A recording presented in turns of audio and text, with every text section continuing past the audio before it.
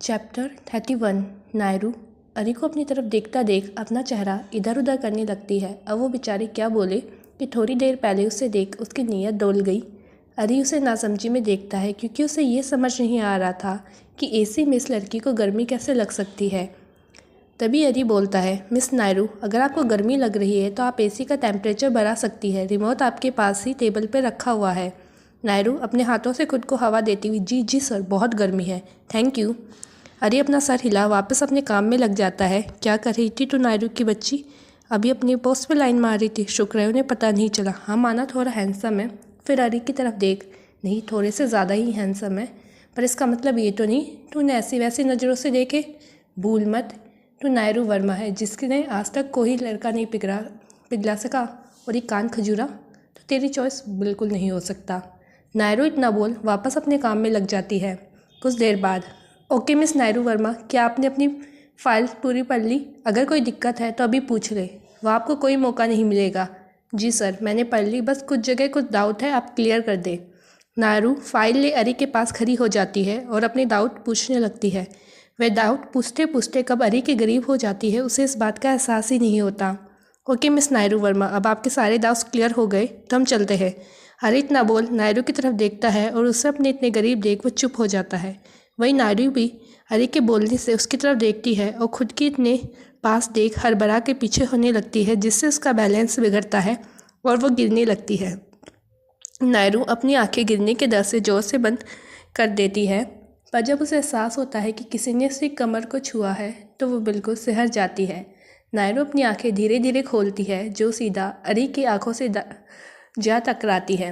वो मंत्रमुग्ध हो बस अरी की गहरी आंखों में डूब जाती है। अरी जो इस समय अपने एक हाथ से नायरू की कमर को पकड़ा हुआ था और दूसरे हाथ से उसका हाथ वो भी अभी एक तक उसकी मासूम चेहरे को अपनी नज़रों में उतार रहा था।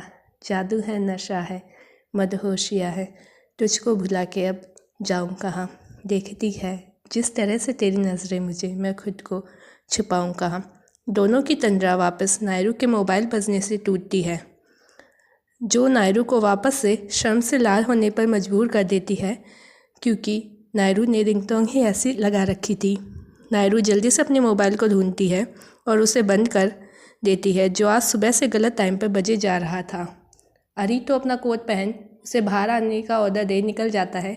नायरू अपने फ़ोन को देख, आखिर तुम आज मेरे दुश्मन क्यों बने बैठे हो, रुको अभी मैं तुम्हारा तन को बदलती हूँ। इतना बोल नायरू अपने फ़ोन के रिंगटोन चेंज कर देती है। अब बसते रहो, मुझे कोई प्रॉब्लम नहीं। नायरू और अरी एक साथ गाड़ी में बैठ अपने डेस्टिनेशन के लिए निकल जाते हैं। कुछ देर बाद गाड़ी एक बड़े से होटल के सामने रुकती है, जिसमें से अरी और नायरू बाहर निकल के प्राइवेट रूम की तरफ चले जाते हैं। नायरू तो बस अपने आसपास के नज़ारे को देख रही थी, जो उसे बहुत अच्छा लग रहा था। जब वो दोनों रूम में पहुंचते हैं, वहाँ पे पहले से एक 27 वर्ष की बेहद खूबसूरत और कातिल हसीना उन लोगों के इंतज़ार में बैठी थी, जिसे देख अरी तो नॉर्मल था, लेकिन नायरू वो अचंभे में उसे देख रही थी, क्योंकि जिस तरह से उसकी पर्सनैलिटी थी वो किसी को भी इम्प्रेस रखने की और अपनी तरफ आकर्षित करने की काबिलियत रखती थी। पता नहीं क्यों, लेकिन नायरू उस लड़की को देखने के बाद अरी के चेहरे को देखने लगती है, जैसे वो जानना चाह रही हो कि उस पर इस लड़की का कितना प्रभाव है। पर उसे नॉर्मल देख पता नहीं क्यों पर नायरू को अच्छा लगता है, और उसे क्यों अच्छा लगता है ये बात उसे भी नहीं पता। सामने बैठी लड़की को अभी भी कुछ इसी तरह का हाल था। नायरू को देख उसके चेहरे पर कोई खुशी नहीं थी, बल्कि वो गुस्से से उसे घूर रही थी, क्योंकि वो जिस ASR को जानती थी उसके आसपास लड़की का होना पॉसिबल नहीं था, और अगर अभी उसके साथ कोई लड़की है तो इतना तो पक्का है कि वो कोई ख़ास ही होगी। वो लड़की अपनी जगह से खड़ी हो, उसके चेहरे पर एक बड़ी मुस्कुराहट सजाए अरी की तरफ चली जाती है और उसे गले लगा लेती है। वही उसकी इस हरकत से जहाँ अरी का चेहरा सख्त हो गया था, वहीं नायरू की पकड़ अपनी फाइल पर कस जाती है। अरी उस लड़की को खुद से दूर रख हार्ड आवाज़ में बोलता है, behave yourself miss Niharika Gupta. Niharika, जो कि एक बड़े बिजनेसमैन की बेटी थी, वो अरी को अपने कॉलेज टाइम से जानती थी, तब से ही वो उस पर फ़िदा थी।